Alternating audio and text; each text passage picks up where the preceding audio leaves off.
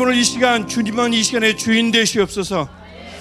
하나님이 열어주시고 하나님이 말씀하시고 우리가 충고하며 축복할 때에 하나님이 축복해 주실 줄 믿습니다. 저 영혼의 하나님 주인으로 자리 잡게 하셔서 저 어린 영혼들에게 하나님 주인이라 말씀하여 주셔서 그 말씀에 순종하게 하시고 다시는 그 하나님을 따라가며 그 어떤 길에서도 방황하지 않도록 주님 어린 영혼들을 붙들어 주시며 또 함께하는 모든 예배자들을 주님 주의 오른손으로 강하게 붙들어 주옵소서. 오늘 시간 예배 끝까지 돌아가는 발걸음까지 역사하실 하나님을 찬양하며 예수님의 이름으로 기도합니다. 아멘. 아멘. 오늘 우리가 중보했던 대로 오늘 우리 기도 모든 제목들이 우리 아이들에게 또 우리 모두에게 임할 줄 믿습니다. 우리 이 예배를 위해서 함께 볼 말씀이 있습니다. 다니엘서 6장 10절 말씀입니다. 다니엘서 6장 10절 말씀, 한 절 말씀. 우리 한 절 말씀을 우리 한 목소리로 함께 읽겠습니다. 다니엘이 이 주소에 왕의 도장이 찍힌 것을 알고도 자기 집에 돌아가서는 윗방에 올라가 예루살렘으로 향한 창문을 열고 전에 하던 대로 하루 3번씩 무릎을 꿇고 기도하며 그의 하나님께 감사하였더라. 아멘. 오늘 아주 간단한 다니엘 이야기입니다. 우리 청소년들 다니엘 알죠? 들어봤죠? 다니엘은 굳이 뭐 교회를 다니지 않더라도 너무나 유명한 이름이에요. 서양을 가면 성경 인물 중에 아주 중요한 인물들, 마음에 쏙 드는 인물들은 그들의 이름으로 많이 채택을 하잖아요. 데이빗, 다윗, 베드로 유명하죠. 피터, 베드로. 야고보가 유명하니까 제이콥, 야고보. 또 솔로몬도 있고요. 또 특별히 데니엘이라고 부르는 다니엘도 많은 미국 사람들이나 외국 사람들이 이름으로 써요. 너무 마음에 들거든요. 오늘은 그 다니엘 이야기입니다. 다니엘이 그 많은 외국 사람들에게 그 이름을 빌려올 정도로 굉장히 유명했지만 사실 다니엘의 그 환경은 굉장히 열악했어요. 전혀 마음에 들지 않는 환경 속에서 태어났고요. 그런 환경 속에서 자랐습니다. 내 의지와 상관없이 그냥 자랐던 사람이 그 속에서 살 수밖에 없었던 사람이 다니엘이에요. 사실 우리도 마찬가지죠. 우리가 부모 선택해서 나지 않았잖아요. 우리가 이 환경 우리가 마음대로 좌지우지하지 못하잖아요. 이 환경 속에서 우리가 그냥 적응하며 어떻게 하면 조금 더 나은 환경을 만들까 이렇게 우리가 마음 먹고 살아가는 거지 우리가 마음대로 막 조종할 수는 없습니다. 왜 다니엘이 그런 열악한 환경에 있었는가?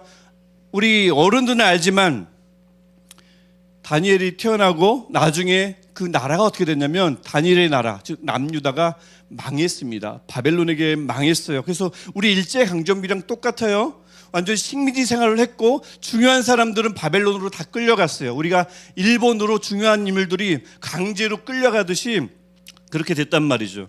근데 또 그때 일제강점기가 좀 다른 게 있다면 바벨론은 강대국인과 동시에 어마어마한 문명국이었어요. 굉장히 지금으로 말하면 선진국입니다. 한편 남유다는 상대적으로 후진국이에요. 그 차이를 보통 이런 사진으로 많이 우리가 얘기를 하는데 뭐 바벨론의 공중정원 들어보셨는지 모르겠어요. 7대 불가사의 중에 하나입니다. 그 정도로 문명이 기술이 많이 발달됐던 시대가 바벨론 시대입니다. 그 문화적 차이가 얼마나 차이가 나는가? 우리 1900년대 우리 조선시대의 사진을 잠깐 2장을 한번 같이 봤으면 좋겠습니다. 저기 우리 1900년대 초 1800년대 말부터 1900년대 초 조선시대 경성이에요. 저 을지로라고 합니다. 또 다른 사진 하나? 여기도 마찬가지입니다. 경성이에요. 우리나라에서 가장 잘 사는 곳입니다. 저게 1800년대 후반에서 1900년대 초예요. 그 동시대의 미국은 어땠을까요?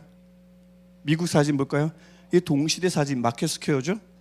동시대 사진입니다. 뭐 나중에 사진이 아니라 동시대. 또 다른 사진? 이런 시대예요. 이 차이를 많은 분들이 당시 남유다와 바벨론의 차이를 1800년대 후반이나 1900년대 초반에 조선과 미국의 차이라 그 정도 차이가 난다고 이야기를 해요.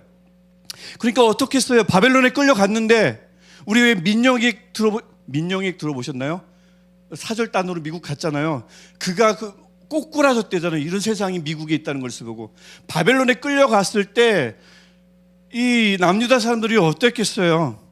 이 문화에 푹 젖어들면 정말 행복하겠다. 너무 행복하겠다. 그런 마음이 들지 않았을까요? 실제로 많은 사람들이 아이고 뭐 하나님이고 뭐 그냥 뭐고 그냥 남유다고 뭐고 그냥 여기서 눌러 살자 이렇게 너무 좋은데 많은 사람들이 실제 바벨론에 눌러 살았습니다. 그런데 다니엘과 몇몇 사람들 또 일부 사람들이 있겠죠. 잘 알려지지 않은 사람들 물들지 않았어요. 절대 물들지 않았습니다. 그렇게 물들지 않자 특별히 다니엘이 마음에 들지 않았던 많은 신하들이 다니엘을 어떻게 하면 죽일까 어떻게 좀 공경에 처할까 싶어가지고 왕에게 조서를 칙령을 하나 내려달라고 합니다. 그래서 30일 동안 우리 바벨론에서 살려면 바벨론의 규칙대로 살라고 하나님께 구하지 말라고 그러한 조서를 내려요. 전국에 내립니다. 그래서 누구에게만 구하라고요? 왕에게만 구하라고. 하나님께는 절대 구하지 말라고. 근데 그때 다니엘이 한 것이 오늘 우리가 읽었던 다니엘서 6장 10절입니다. 왕의 도장이 조서에 찍힌 거 보았어요. 무조건 해야 합니다. 안 하면 죽어요. 하지만 다니엘이 뭐 했습니까? 전에 하던 대로 뭐 했대요? 하루 3번씩 무릎을 꿇고 기도를 했다고 합니다. 어디를 향해서요? 예루살렘을 향한 창문을 열고 기도했대요. 그러니까 예루살렘을 향한 기도였죠. 그리운 고향을 향한 기도였을 수도 있어요. 하지만 늘 그리워하던 중심 하나님을 향한 기도였습니다. 어디를 향한다는 거 이거 굉장히 중요한 거잖아요. 내가 누구를 향한다. 난 너를 향하고 있어 라고 한다면 너와 나는 굉장히 끈끈한 관계에 연결되어 있어 라는 뜻이죠. 그래서 별로 이렇게 좀 안 좋은 우리 관용어기도 하지만 너무 안 좋은 경험을 어딘가에서 받았어요. 겪었어요. 거기서 빠져나왔어요. 그때 하는 말 있잖아요. 다시는 그곳을 향해서 내가 무엇 하나 봐라. 그 향한다는 거는 그 연결되어 있다는 뜻이고 그만큼 향하지 않겠다는 것은 내가 단호하게 끊어버리겠다는 뜻. 우리말에도 있지만 향한다는 것은 그것입니다. 예루살렘을 향한다. 하나님을 향한다. 내가 어디에 있든 그 줄을 끊을 수 없다라는 고백이 다니엘이 예루살렘을 향한 창문을 열고 하루에 3번씩 기도했던 것 이 장면이 뜻하는 바로 그것입니다. 그래서 다니엘은 내가 원하지 않는 곳이에요. 원하지 않는 시간을 보내고 있습니다. 그렇게 살고 있었지만 어디에 있든 예루살렘을 향해서 늘 한결같으신 하나님을 향해 다니엘도 한결같이 하루에 3번씩 예루살렘을 향해 하나님을 향해 기도했어요. 그랬더니 놀라운 결과가 나타나죠. 이후에부터는 교회 좀 다니셨으면 다 아는 내용입니다. 법을 어겼으니까 벌 받아야 되죠. 어디 가십니까? 사자굴에 갇히죠. 죽었나요? 살았습니다. 살고 오히려 그를 모함했던 자들이 사자밥이 됐죠. 그리고는 26절과 27절을 보면 처음 내렸던 조서가 바뀌어요.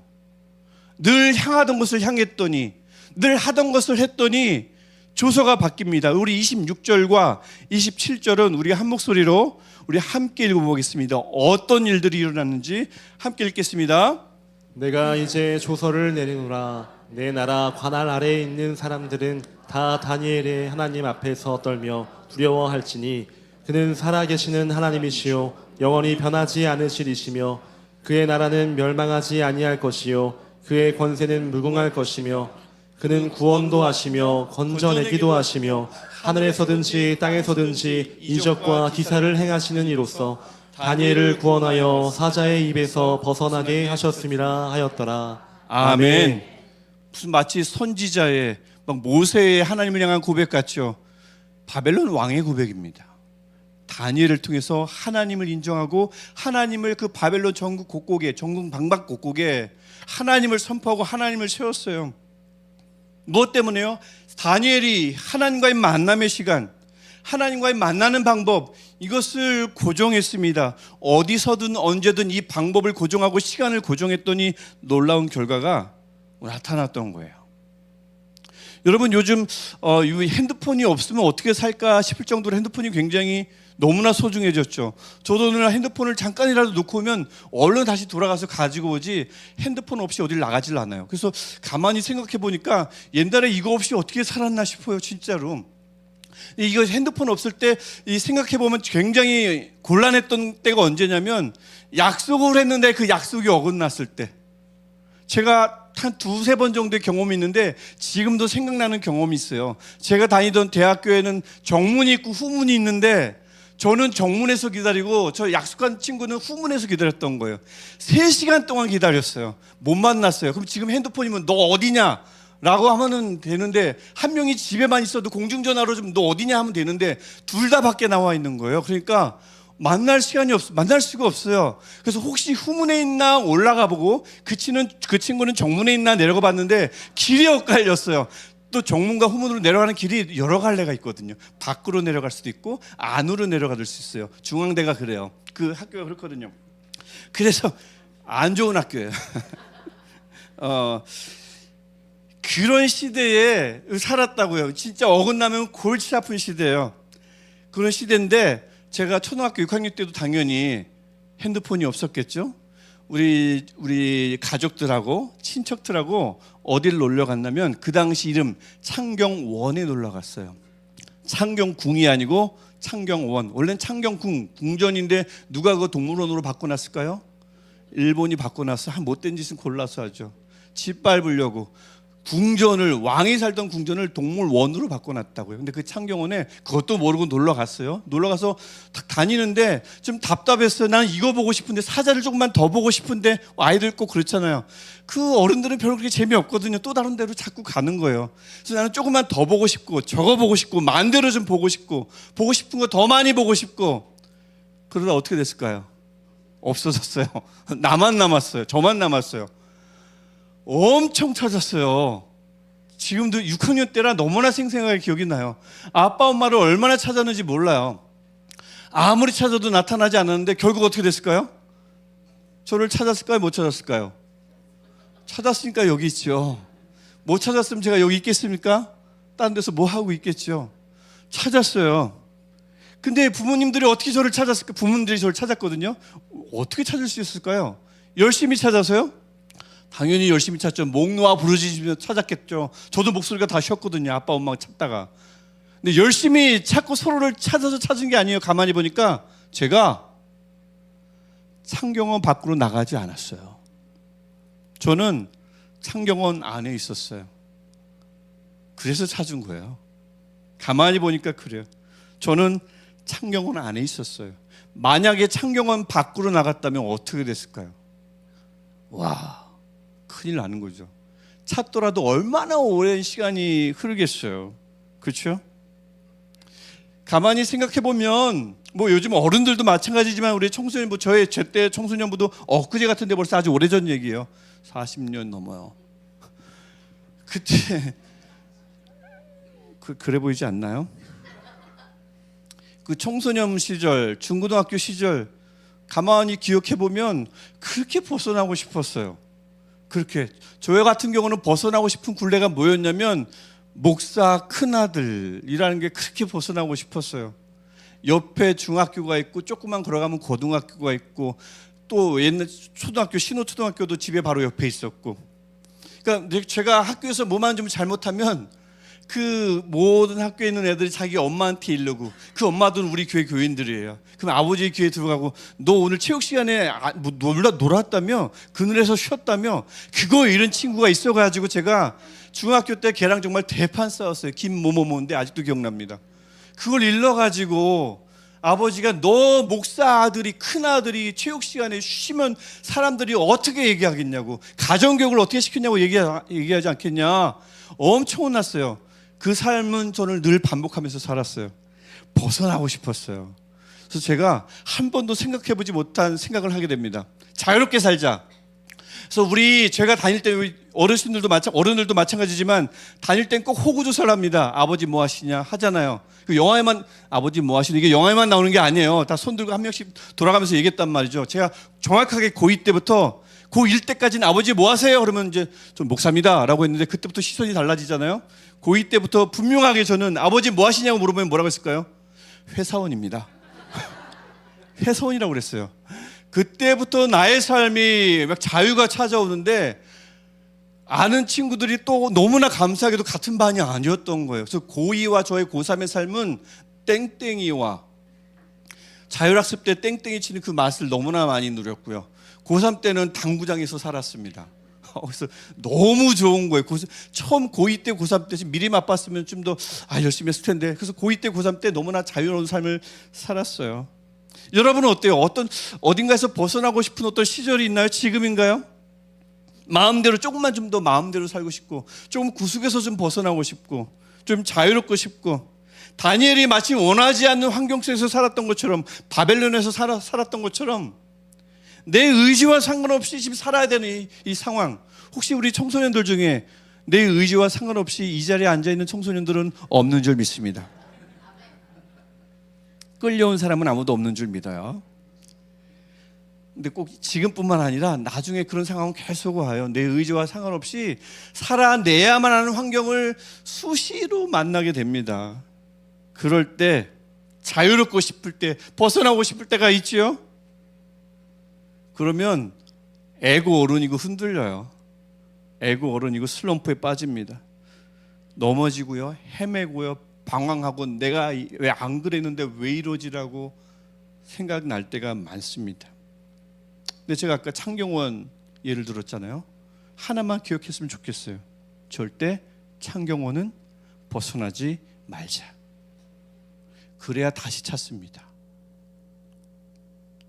저는 그래서 우리 여러분, 모든 여러분들, 특별히 우리 청소년들, 아무리 어려워도, 아무리 자유롭고 싶어도, 지금 마음에 들지 않는 상황, 환경이라 하더라도 이것 하나, 내가 벗어나지 않은 영역이 꼭 하나 있어야 되고요, 그 영역이 교회이기를 축복합니다. 꼭 교회여야 돼요. 여기이기를 축복해요. 그 영역 하나 있어야 돼요. 고정시켜 놔야 돼요. 그래야 찾아요. 그래야 돌아옵니다. 중심에 고정되어야 돼요. 그렇게 표현할 수 있죠. 이만한 쇠구슬이 있어요. 줄이 있습니다. 한 곳에 매달아 놓습니다. 매달려 있다고 이 구슬이 흔들리지 않나요? 잘 흔들려요. 막 흔들립니다. 아무리 한 곳에 며 있어도 쇠구슬은 흔들리게 돼 있어요. 흔들리게 되어 있지만 또 하나 정해져 있는 게 있습니다. 아무리 흔들려도 그 쇠구슬은 결국엔 멈춥니다. 반드시 멈춥니다. 이게 분명한 거예요. 왜요? 한 곳에 고정되어 있기 때문에 그래요. 고정되어 있지 않으면 이 구슬은 계속 끊임없이 굴러다녀요. 여기 갔다가 저기 갔다가 방황합니다. 하지만 한 곳에만 고정되어 있으면, 한 곳만 바라보고 있다면 그 쇠구슬은 반드시 멈추게 되어 있습니다. 반드시 안정되게 되어 있어요. 아무리 헤매더라도, 아무리 방황하더라도, 어느 길이 어떤 길인지, 옳은 길인지 도무지 모른다 할지라도 한 곳을 향하고 있으면, 한 곳에 고정되어 있으면 반드시 멈추게 되어 있습니다. 그게 중심의 위력이에요. 중심에 고정되어 있을 때 그 삶의 위력입니다. 혜택이에요. 은혜예요. 능력입니다. 결국엔 아무리 헤매도 돌아와요. 찾게 되고요, 안정을 찾습니다. 그 한 곳, 묶여있는 곳, 고정된 곳, 향한 곳, 다니엘은 어디였습니까? 예루살렘이었습니다. 즉 하나님이었습니다. 그 불편한 상황 속에서도 그래서 그곳을 향했어요. 왜냐하면 향하다 보면 돌아오거든요. 향하다 보면 멈추거든요. 이 어려운 상황은 극복되거든요. 어려운 상황은 해결되거든요. 한 곳에 고정되어 있을 때입니다. 우리 청소년 여러분, 우리 교회에 하나님에게 반드시 고정되기를 축복합니다. 방황하고 싶지요? 조금 벗어나고 싶지요? 좀 자유로웠으면 좋겠죠? 얼른 어른이 됐으면 좋겠죠? 당연한 거예요. 당연한 거예요. 하지만 좀 흔들릴 수 있어요. 좀 벗어나고 싶어요. 마음이 어려울 수 있어요. 하지만 이것 하나만, 교회를 벗어나지 마세요. 창경원을 빠져나가지 마세요. 교회 안에 머무세요. 그러면 반드시 다시 찾게 될 겁니다. 그리고 더 나아가서 하나님께 내 중심을 맡기세요. 하나님께 고정하십시오. 흔들려도 괜찮아요. 다 흔들린다니까요. 다 흔들려. 어려워요. 그런데 고정만 되면 안정됩니다. 고정만 되면 반드시 멈춥니다. 그러니까 일단 이거 왜 이렇게 자꾸 흔들리지? 이거 자꾸 해결하려고 하지 말고 일단은 고정시키십시오. 하나님께 고정되면 나는 반드시 멈춥니다. 하나님을 향하면 나는 반드시 안정되게 되어 있어요. 다니엘이 수천 년 전에 우리에게 보여주신 하나님이 다니엘을 통해서 보여주신 하나님의 말씀입니다. 우리 함께 기도할 텐데요. 우리 그렇게 하나님께 고정될 때, 교회를 벗어나지 않을 때 반드시 방황은 끝나고요. 하나님께 고정될 때에 반드시 흔들림은 멈출 줄 믿습니다.